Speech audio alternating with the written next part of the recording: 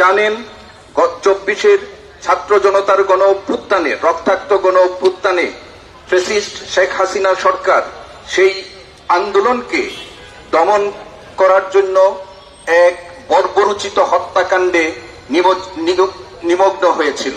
আপনারা এও জানেন যে সেই সময় আন্দোলনকারী, শান্তিপূর্ণভাবে আন্দোলনকারী বিক্ষোভকারীদের হত্যা করার জন্য শেখ হাসিনা তিনি তার আইন শৃঙ্খলা রক্ষাকারী বাহিনীকে নির্দেশ দিয়েছিলেন। গত কয়েকদিন আগে আপনারা জানেন যে বিবিসি কর্তৃক একটি অডিও, ফাঁসকৃত অডিও, যেখানে শেখ হাসিনা তার আইন শৃঙ্খলা রক্ষাকারী বাহিনীকে বিক্ষোভকারীদেরকে যেখানেই দেখবে সেখানে যেন তাদের বিরুদ্ধে মরণাস্ত্র প্রয়োগ করা হয় সেই নির্দেশ দেওয়া হয়েছিল। বিবিসি এই ফাঁসকৃত অডিওটি তাদের অত্যাধুনিক যন্ত্রপাতির মাধ্যমে সেটি পরীক্ষা নিরীক্ষা করে নিশ্চিত হয়েছেন যে এটি শেখ হাসিনার নিজের কণ্ঠে দেয়া নির্দেশনামা। আমরা আজকের এই প্রতিবাদ মানববন্ধন থেকে প্রথমেই একজন দেশের প্রধানমন্ত্রী যিনি অবৈধভাবে ক্ষমতা দখল করলেও তিনি একজন মানুষ, সেই মানুষ হিসাবে তিনি যে নির্দেশটি দিয়েছিলেন আমরা তার জন্য তীব্র নিন্দা এবং প্রতিবাদ জানাচ্ছি। খবরটা বলতে চাই, একদিনে কিন্তু ফ্যাসিস্ট জন্ম হয়নি। এই ফ্যাসিস্ট জন্ম নেওয়ার পেছনে শিক্ষকরা যেমন দায়ী ছিল, শিল্পীরা যেমন দায়ী ছিল, সাংবাদিকরা যেমন দায়ী ছিল, সমাজের বিভিন্ন কর্নার থেকে শেখ হাসিনার মদতপুষ্ট এবং তাকে তোয়াজ করার জন্য একটা গোষ্ঠী দাঁড়িয়ে গিয়েছিল। সেই গোষ্ঠীরই কন্টিনিউয়াস সাপোর্টের কারণেই কিন্তু শেখ হাসিনার মতো একটা ফ্যাসিস্ট এসেছে। যেই ফ্যাসিস্ট শিক্ষকদের ন্যায্য দাবি ছিল পেনশনের দাবি, সেই সময় বলা হয় শিক্ষকরা আন্দোলন করতে করতে টায়ার্ড হয়ে গেলে বিষয়টা বিবেচনা করব। যখন কিছু নিয়ে কথা বলা হয় তখন সেই ফ্যাসিস্ট হাসিনা বলেছিল যে বিশেষ করে আসেন আপনারা প্রয়োজন হলে। তাহলে এই যে এক ধরনের রং হেডেড নারী যিনি আমাদের নেতৃত্বে ছিলেন, দেশে ফ্যাসিজমকে বাস্তবায়ন করেছেন, তার সাথে বুদ্ধি দেওয়ার জন্য আমাদের তখনকার বুদ্ধিজীবী, যেটা 3 আগস্ট গিয়েছিলেন বুদ্ধি দিতে, সেখানে বলা হয়েছিল নির্বিচারে গুলি চালান।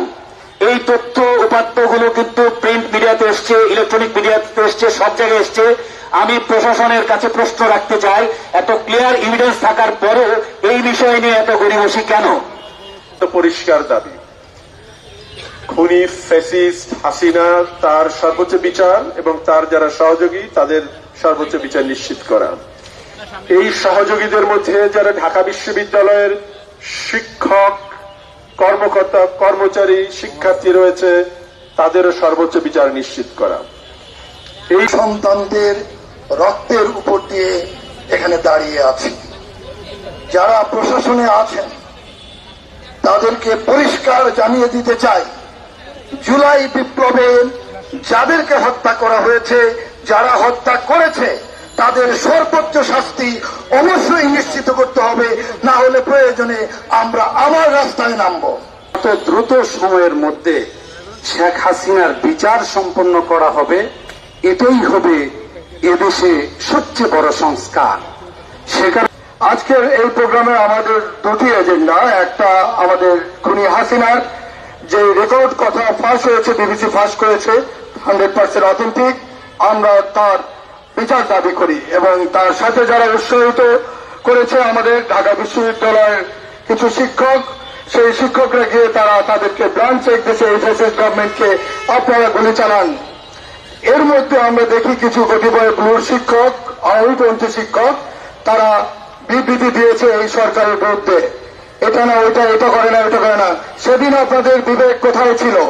যেদিন আমাদের সন্তানদের গায়ে হাত তুলেছিল, অত্যাচার করেছিল, মার্ডার করেছিল, তখন তো আপনারা কোনো বিবৃতি দেন নাই, তখন তো তাদের পক্ষে আপনারা দাঁড়ান নাই। কেন আজকে আপনাদের মধ্যে হঠাৎ এই বিবেক আসলো? এটা আমার কোশ্চেন।